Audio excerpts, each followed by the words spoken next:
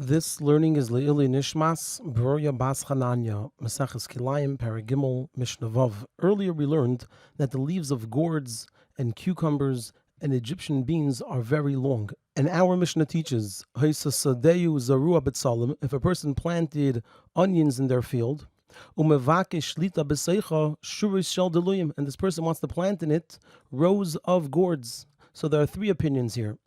Rabbi Yishmael says, Oiker shtei shuris v'netea shura achas. What the person needs to do is they need to uproot 2 rows of onions, each row being 4 amos wide, and they could plant over there 1 row of gourds. So that means they're going to uproot 2 rows of onions that were 8 amos wide, plant 1 row of gourds which are 4 amos wide, and on each side of that row they need to leave 2 amos. And then umaniach kamas betzalim bimkaim shtei shuris, and then they leave 2 rows of onions, which are 8 amos wide.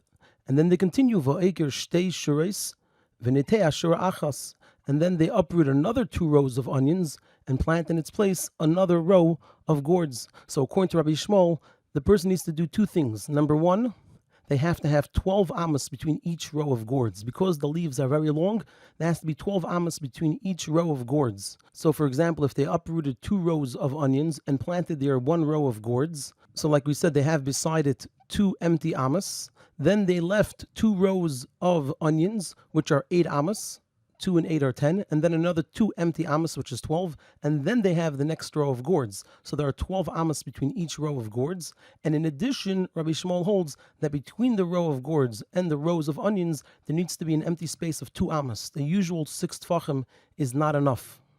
Rabbi Akiva says, Oiker shtei shuris v'netea shtei shuris.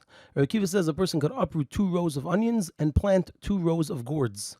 Umaniach kamas betzalim bimkaim shtei shuris, and then they leave 2 rows of onions. So Rabbi Akiva says that for every 2 rows of onions that they uproot, they could plant 2 rows of gourds. So Rabbi Akiva disagrees with Rabbi Yishmael in 2 points. Number 1, he says it doesn't need 12 amos between each row of gourds, but rather 8 amos is enough. And number 2, you don't need the 2 amos between the row of gourds and the rows of onions. All that's necessary is, like we learned earlier, is the 6 tfachim separation. So the person uproots 2 rows of onions and plants 2 rows of gourds over there. Then they leave 2 rows of onions in their place.